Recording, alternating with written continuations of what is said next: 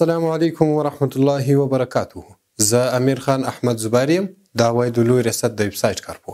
محترم مالیه ورکوونکو، لکه څرنګه چې له فتحې څخه مخکې د تیلو او غاز له پمپ سټیشنونو څخه د حکومي او حقیقي اشخاصو په توګه مالیه اخیستل کېدله، د یاد پمپ سټیشنونو د مالیاتي پروسې د ساده کولو او پر وخت د مالیې تصفیه کولو په موخه د اسلامي امارت لخوا په لومړیو کې د تیلو او غاز پمپ سټیشنونو مالیه ثابت مالیې تبدیله شوه او وروسته په همدې ثابته مالیه کې یو لړ تخفیفونه رامنځته شول.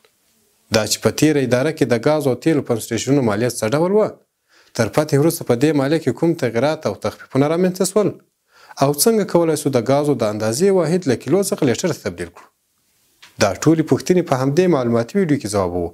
راسئ چې په شریکه یې وګورو. محترمو مالیه ورکوونکو، مخکې له دې څخه چې موږ پر تخفیفونو بحث وکړو، اول غواړو چې په تیرې اداره کې د تیلو او غازو پمپ سټیشنونو څخه په څه ډول مالیه اخیستل کېدل.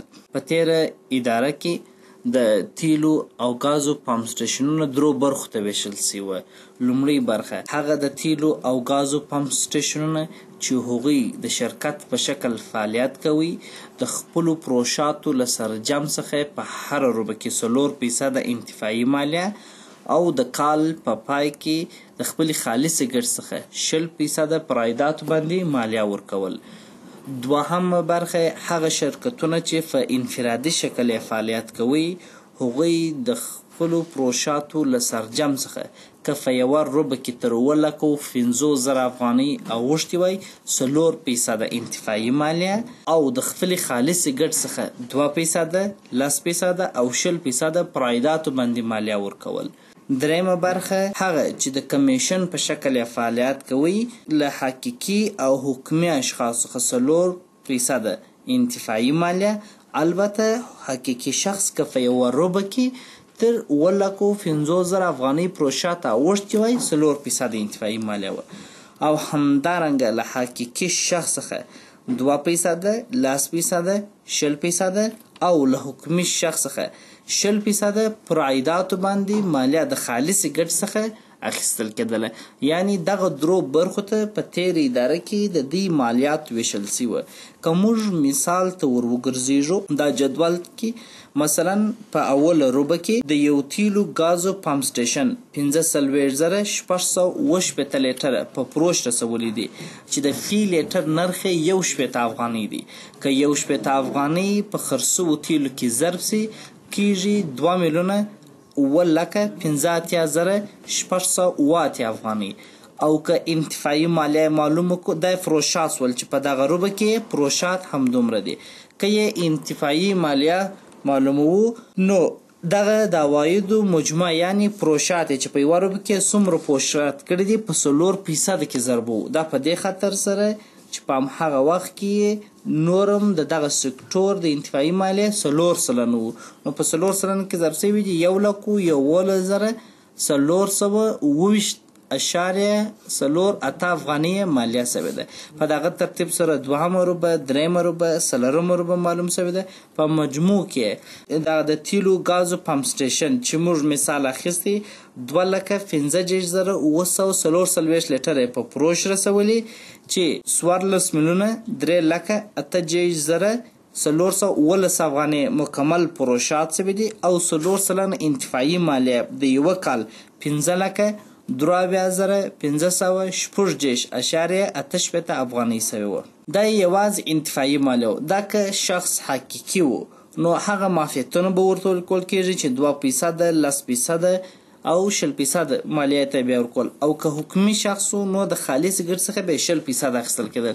خو یوازې انتفاعي مالیه تقریبا 15,05,518 افغانۍ کېږي.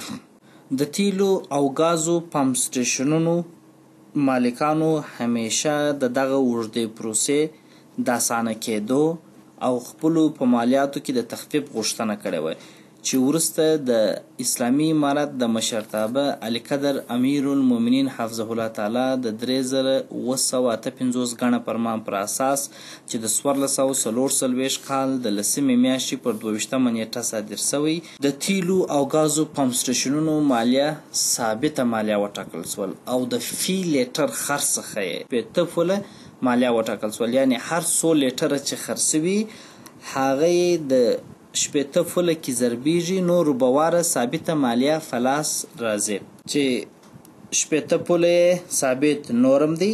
هر 100 لیټره تیل او ګاز چې خرڅ شوی دا په 80 فله کې ضربیږي، ربواره ثابته مالیه د تیل او ګاز پمپ سټیشن په لاس راکوي. که چیرې هغه مخکنی مثال چې هم هغه د تیلو ګازو پمپ سټیشن هغه فروشات د اولي روبي راواخلو چې هغه 15,680 لیټره تیل په فروش رسولي په اوله روبي کې، او دا په 80 فله کې ضرب شي، ځکه د فی لیټر خرڅ څخه 80 فله ثابته مالیه اخیستل کیږي. دا که ضرب شي کیږي 24,400 افغانۍ مالیه کېده. دغه رقم 2 روبه، 3 روبه، 4 روبه چې په مجموع کې که هغه 2,15,440 لیټره خرڅ شي 1,41,440 افغانۍ کېږي. هلته یې یوازې انتفاعي مالیه 15,100 افغانۍ کېدل، دلته یې اوس 1,41,440 افغانۍ مالیه کېږي. د دې لپاره چې د تیلو او ګازو نرخونه په بازار کې ارزانه سي، نو د اسلامي امارت د مشرتابه علي قدر امیر المؤمنین حفظه الله تعالی د 283 پر 1 ګڼه فرمان چې د 1440 د اولی میاشتې پر 14 نیټه صادر شوی، د تیلو او ګازو پمپ سټیشنونو په ثابته مالیه کې په پراخه اندازه تغییر رامنځته شو، یعنی د 80 فله څخه 10 فله ته راکښته شوله. چې که موږ همهغه مثال بیا راواخلو په هغه 15,680 لیټره په 10 فله کې ضرب کړي، مالیه یې د اولي روبي کېږي 13,900 افغانۍ، چې په دغه ترتیب 2 3 4 روبه ټوله چې په همهغه اندازه که وګورو چې 2,15,940 لیټره په فروش رسېدلي، مالیه یې کېږي 8,930 افغانۍ. که چیرې دا موږ مقایسه کړو چې په تېره اداره کې څومره مالیه شوله، راځو همهغه مثال چې 2,15,940 لیټره یې په فروش رسولي 60 افغانۍ تقریبي یا اوسط نرخ موږ ونیسو، کېږي 14,03,417 افغانۍ پروشات کېږي، او انتفاعي مالیه د هغه دغه پروشات په 4% انتفاعي مالیه کې ضرب کړي 15,23,516.88 افغانۍ مالیه شول. دا په تېره اداره کې یوازې انتفاعي مالیه هم دومره کېدل. خو بیا چې کله اول تخفیف رامنځته شو، مالیه یې 80 فله په فی لیټر کې وټاکل شوله، د هغه د لیټرو مجموعه یې ضربوو په 80 فله کې 1,41,440 افغانۍ مالیه کېږي. کله چې دوام تخفیف رامنځته شو کې 10 فله وټاکل شو نرخ، نو 8,930 افغانۍ مالیه کېږي. یعنې که وکتل شي په خورا څو چنده مالیات د تېرې ادارې په پرتله رقم شوي دي. موږ تاسې یو بل مثال ته ورګرځو چې په هغه کې ګاز هم خرڅ شوی. نو که موږ فرض کړو یو د تیلو ګاز پمپ سټیشن په یوه روبه کې 20,300 لیټره پروشات کړي دي او 6,390 کیلوګرامه مایع ګاز خرڅ کړي دي. که غواړو چې مالیه یې معلوم کړو، نو لومړی باید 6,390 کیلوګرامه مایع ګاز په لیټر بدل کړو. دا چې څنګه بدلیږي، 1 کیلوګرام مایع ګاز 1.818 لیټره کېږي او 6,390 کیلوګرامه مایع ګاز 900 لیټره کېږي. دا که موږ وسطین او طرفین کو، اسانه لار خو دا ده چې فقط 6,390 لیټره په 1.818 کې ضرب کړو، اتومات موږ ته د لیټرو تعداد په لاس راکول کېږي.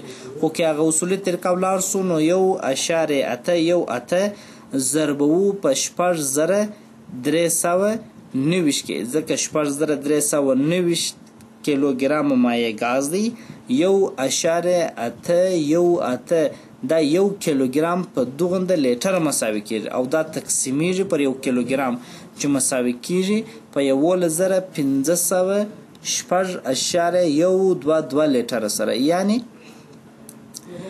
6,390 کیلوګرامه مایع ګاز 11,506.122 لیټره کېږي. اوس کې غواړو چې مالیه معلومه کړو چې څومره مالیه پر دغه تیلو ګازو پمپ سټیشن باندې راځي نو جیش پوله ضرب په 20,300 لیټره کې ځکه 20,300 لیټره په پروسس ول دي د فی لیټر ثابته مالیه جیش پوله د 4,090 افغاني د تیلو مالیه کېږي مایع ګاز چې 4,390 کیلو ګرام مایع ګازو 11,500.122 لیټره کېدل په جیش پوله کې ضربېږي 3,451.8 افغانۍ مالیه کېږي که مجموع راواخلو نو دغه د تیلو ګازو پمپ سټیشن د 9,541 افغانیو ثابتې مالیې پر ورکړه باندې مکلف دي.